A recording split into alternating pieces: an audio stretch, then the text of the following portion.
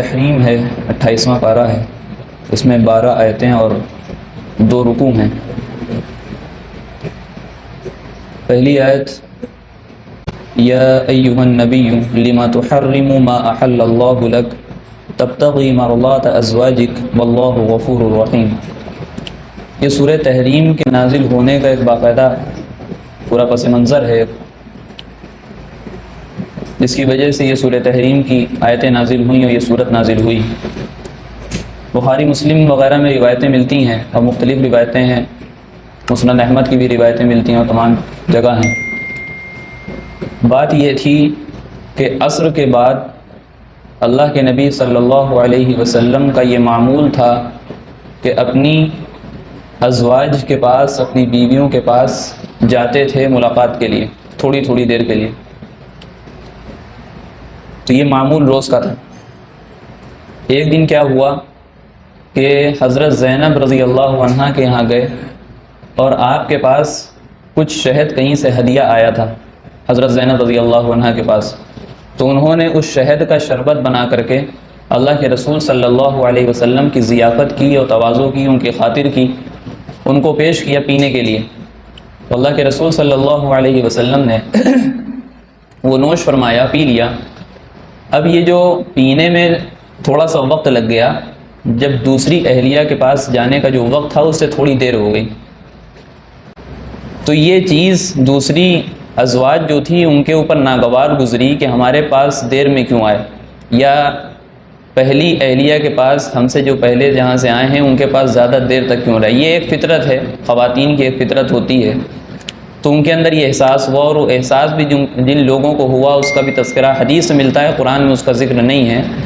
حضرت عائشہ رضی اللہ عنہا اور حضرت حفصہ رضی اللہ عنہا، ایک حضرت ابوبکر رضی اللہ عنہ کی صاحبزادی ہیں اور ایک حضرت عمر رضی اللہ عنہ کی صاحبزادی ہیں۔ ان دو کو احساس ہوا کہ حضرت زینب رضی اللہ عنہا کے گھر میں زیادہ دیر رکے اور ہمارے گھر میں کم دیر رکے، اور ہمارے گھر میں دیر سے آئے۔ تو یہ احساس ہوا، تو دونوں نے مشورہ کیا، حضرت حفصہ نے بھی اور حضرت عائشہ رضی اللہ عنہما نے، دونوں نے مشورہ کیا کہ کیا کیا جائے۔ تو مشورے میں یہ بات طے ہوئی کہ جب تمہارے یہاں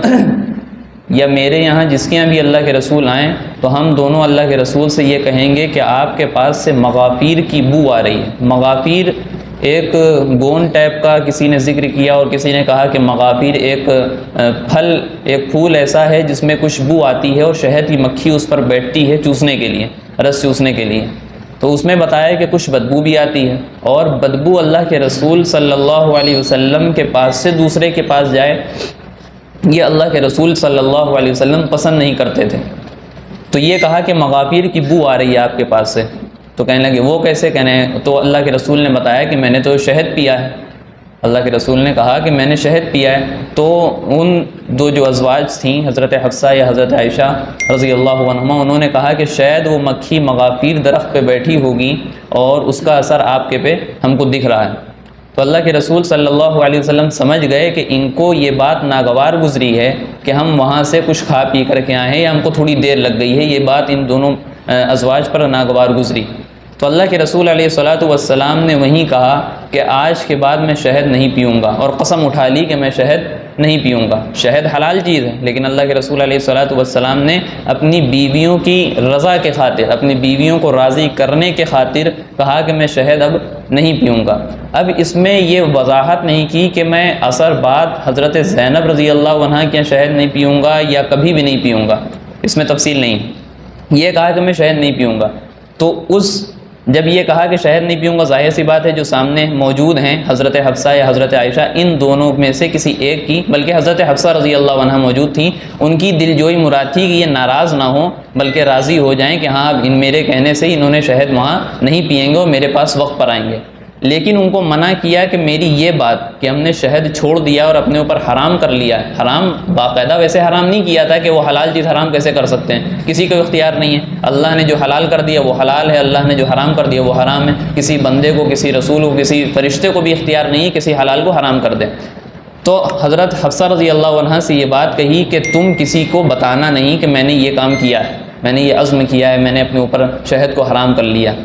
وہ اس وجہ سے کہا کہ اگر یہ بات پہنچ جائے گی حضرت زینب رضی اللہ عنہا کے پاس جہاں سے ہم پی کے آئیں، تو ان کو یہ بات ناگوار گزرے گی کہ ہم نے پلا دیا تو اللہ کے رسول نے منع کر دیا پینے سے، تو اللہ کے رسول کا معاملہ دیکھیے، کرم دیکھیے، شفقت دیکھیے، محبت دیکھیے تمام ازواج کے تعلق سے، اور تمام لوگوں کے درمیان انصاف کرنا دیکھیے کہ کس طریقے سے کسی بھی بیوی کو تکلیف نہ ہو، کوئی بھی ناراض نہ ہو، اس کا کتنا خیال کرتے تھے۔ تو ان کو منع کیا کہ کسی کو نہ پتہ چلے۔ حضرت حفصہ رضی اللہ عنہ چونکہ حضرت عائشہ رضی اللہ عنہ سے مشورہ کر کے آئی تھیں، تو انہوں نے حضرت عائشہ رضی اللہ عنہ سے بتا دیا کہ وہ اللہ کے رسول نے ایسی ایسی بات کہی ہے کہ وہ پئیں گے نہیں۔ اب یہ بات اللہ تعالیٰ تو ہر چیز جاننے والا ہے، ہر چیز دلوں سے واقف ہے اللہ تعالیٰ، تو اللہ تعالیٰ نے یہ جو دو لوگوں کے درمیان مشورہ ہوا اور ان دونوں نے ایک دوسرے کو جو بات بتائی، حضرت حفصہ رضی اللہ عنہ نے جو راز کھولا اللہ کے نبی کا، یہ بات اللہ تعالیٰ نے وحی کے ذریعے سے اپنے حبیب صلی اللہ علیہ وسلم کو بتا دی، اپنے حبیب صلی اللہ علیہ وسلم کو بتا دی۔ پھر اسی کا پورا تذکرہ ہے کہ کیا معاملہ ہوا۔ تو وہی پہلی آیت میں کہہ رہے ہیں کہ یا ایھا النبی لما تحرم ما احل اللہ لک تبتغی مرضات ازواجک واللہ غفور الرحیم، اے نبی جی آپ نے اس چیز کو کیوں حرام کر لیا جس کو اللہ تعالیٰ نے حلال کیا؟ یہ کسی سے ڈرا کر کے، دھمکا کر کے یا ڈانٹ کر کے یہ سوال نہیں ہے،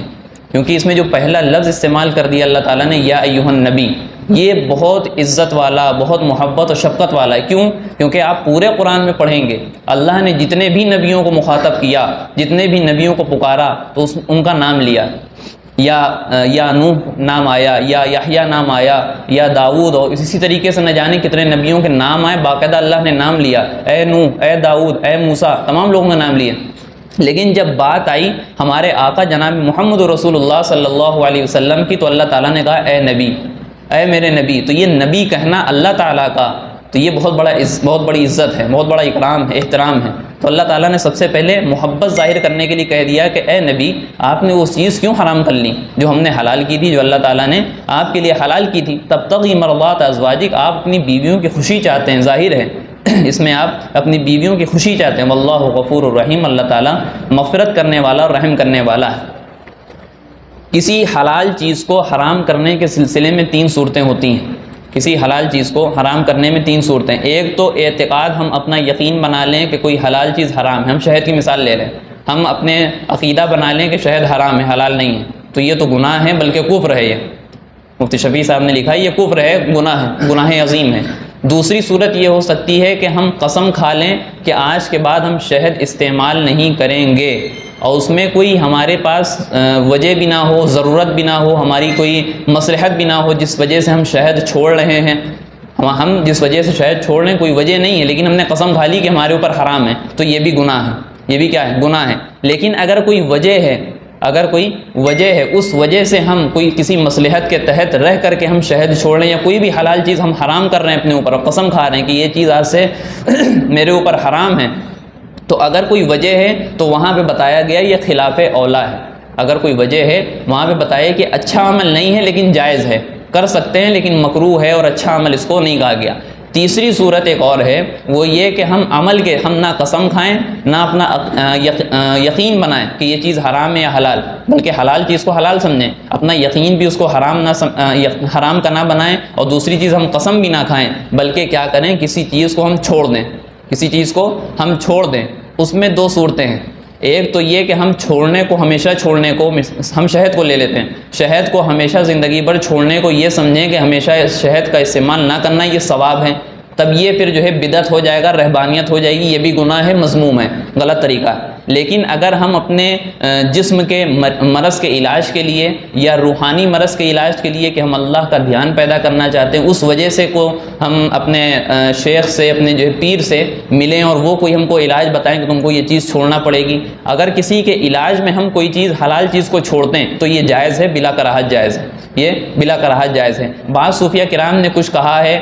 جو لذتوں کو چھوڑنے کی بات کہی ہے کہ دنیا کی لذتوں کو چھوڑ دو، صرف اللہ اللہ کرو، اللہ ہی کی دھن لگاؤ اور اللہ ہی کا نام لو، اللہ ہی کا نام جپو، تو اس میں معاملہ یہی ہے کہ وہ اس میں روحانیت کا علاج ہے، اس میں روحانیت کا علاج ہے۔ روحانی جو بیمار انسان ہے، اور ہم سب بیمار ہیں، روحانی اعتبار سے ہم سب بیمار ہیں، ہمارا نفس موٹا ہو چکا ہے، اپنے نفس کو کمزور کرنے کے لیے، اپنے نفس کو اللہ کا عادی بنانے کے لیے اگر کوئی چیز چھوڑنی پڑ جائے، اور اس میں کوئی کسی ڈاکٹر نے یا کسی حکیم نے یا کسی اللہ والے نے کہہ دیا چھوڑنا ہے، تو ہم اس چیز کو چھوڑ سکتے ہیں، بالکل جائز ہے۔ اللہ کے نبی صلی اللہ علیہ وسلم نے جو شہد کو حرام کیا، یہاں پہ وجہ تھی، یہاں پہ وجہ تھی قسم کھائی، جو ہم نے دوسری صورت بتائی وہاں پہ جو ہم نے بتایا کہ خلاف اولا ہے، اچھی چیز نہیں ہے، تو اللہ کے رسول صلی اللہ علیہ وسلم کے سامنے وجہ تھی کہ اپنی بیویوں کو خوش کر لیں، اپنی بیویوں کو خوش کر لیں تاکہ یہ ناراض نہ ہونے پائیں۔ اور تفسیر میں یہ بھی لکھا ہے کہ بیوی کو خوش کرنے کی وجہ سے کسی حلال چیز کو حرام کر لینا یہ اتنی بڑی وجہ نہیں ہے کہ جس کی وجہ سے یہ کام کیا جائے، لہٰذا اللہ کے رسول صلی اللہ علیہ وسلم سے یہ گناہ نہیں کہیں گے، اللہ کے رسول سے گناہ نہیں ہو سکتا، اللہ تعالیٰ نے اپنے تمام نبیوں کو گناہوں سے پاک رکھا ہے، لیکن یہاں پہ یہ کہا جائے گا کہ خلاف اولا کام ہوا، یعنی جو اچھا ایک ہوتا ہے بہت بہتر، ایک ہوتا ہے کم اچھا، تو بہت بہتر جو کام ہونا چاہیے وہ نہیں کیا، اللہ کے رسول نے تھوڑا کم درجے کا کام اپنا لیا، ٹھیک ہے۔ یہ کام جو کیا یہ شان نبی کے خلاف تھا، یعنی کسی نبی سے یہ توقع نہیں کی جا سکتی تھی کہ ایک تھوڑے سے کمزور سے داعیے یعنی اپنی بیوی کو خوش کرنے کے لیے یہ کام کر لے، یہ نبی کی شان کے خلاف تھا، اس لیے اللہ تعالیٰ نے آگے کہا کہ واللہ غفور الرحیم، اللہ تعالیٰ تو گناہوں کو معاف کرنے والا ہے، اللہ تعالیٰ اپنے گنہگار بندوں پر رحم کرنے والا ہے، اور آپ تو اللہ کے نبی ہیں، آپ رسول ہیں، آپ محبوب ہیں، آپ کی وجہ سے دنیا بنائی گئی، جنت بنائی گئی، تمام چیزیں بنائی گئی، تو اور آپ نے کوئی گناہ بھی نہیں کیا، بس خلاف اولا کام ہو گیا ہے، لہٰذا اللہ آپ گھبرائیں نہیں، اور ہم کو بھی، ہم جیسے گناہ گاروں کو اور ان لوگوں کو جن کے دل میں یہ وسوسہ پیدا ہو سکتا تھا کہ اللہ کے نبی نے یہ گناہ کیا ہے، تو ان کو یہ جواب دیا گیا ہے کہ اللہ گناہ معاف کر سکتا ہے، تو یہ خلاف اولا کام ہے، لہٰذا یہ چیز سمجھنے کی ضرورت نہیں کہ اللہ کے نبی نے گناہ کیا، بلکہ اللہ تعالیٰ غفور الرحیم، اللہ تعالیٰ معاف کرنے والا ہے، اللہ تعالیٰ معاف کرنے والا ہے، تو یہ چیز اس میں تھوڑی تفصیل ہے۔ ویڈیو اگر اچھی لگی ہو تو لائک کریں، شیئر کریں اور چینل کو سبسکرائب کرنا نہ بھولیں، اور ساتھ ہی ساتھ بیل آئیکن کو پریس کریں تاکہ نئی ویڈیو کی نوٹیفیکیشن آپ کو ملتی رہے۔